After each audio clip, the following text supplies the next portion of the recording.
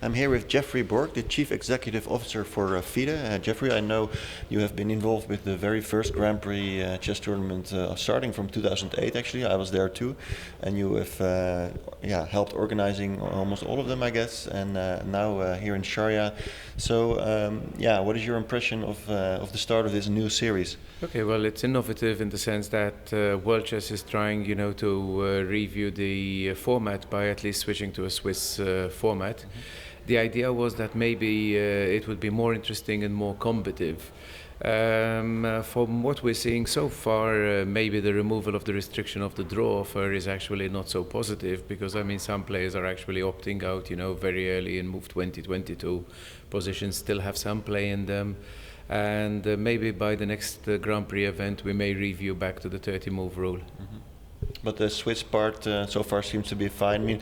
Because of the many draws, I think there is less chance that there will be some awkward pairings in the last few rounds. Well, yes, of course, and the players are very strong in all fronts. Yes, we've had a few wild cards, but they are wild cards, like Hu Yifan and Jan Ludwig Hammer and Salim Saleh, who are actually very strong players in their own right and have proven themselves. And of course, the men are finding it very tough to beat Hu Yifan. They are trying. We've seen two very long games by Li Chao and Pavel Elyanov over the last 2 days. So those were probably the longest games. But still, she's holding her ground and showing that she's, let's say, a worthy seed into the event. And of course, the first couple of years it was FIDE itself that did most of the organizing job together with local organizers. But now, since a few months, or I should say since a few Grand Prix tournaments, Aegon is involved. Aegon has done one in London, and I think this is maybe their third Grand Prix that they're doing. So how is that going, the cooperation with Aegon so far? Well, it's very good because, London was a lot, let's say, more like FIDE actually than Aegon. It was, of course, the initiative was to organize it in London. But we're talking about 2012 now. 2012 under Andrew Paulson, and basically we organized it at Simpsons in the Strand.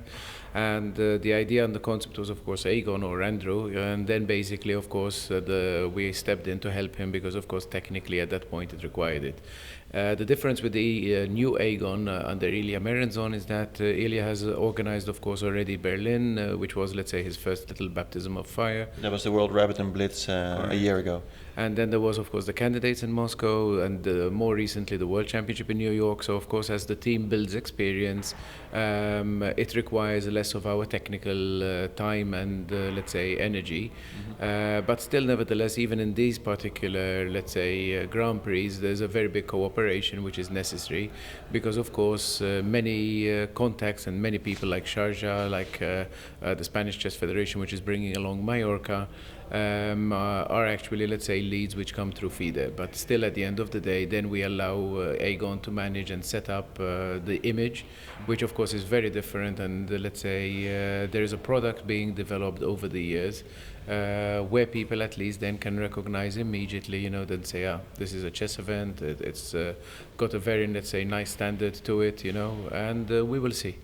So we hope that this product actually will deliver the results that we all wish to see, with chess becoming a more sponsorable product. And you've been living yourself in Dubai, very close by here, for the last couple of years. It seems that this region is really experiencing kind of a boom in chess. There will be a first edition of a very strong open tournament right here in this club in a month from now. Of course, the new Dubai Open will follow right after. This is actually the second Grand Prix that they're holding here because the Women Grand Prix was also here. So it seems it's really growing here, isn't it? It's, let's say, a vibrant area, and we do have, let's say, people who are, let's say, we have the Arab Chess Federation president, Ibrahim Bennai, who's also president of the Dubai Chess Club.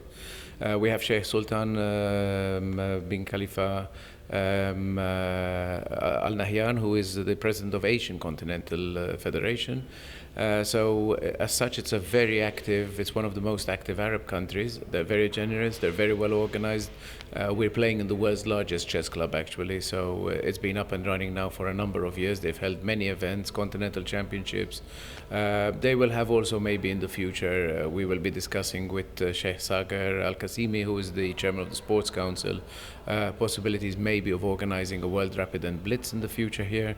They definitely can host it very easily, and with very little intervention.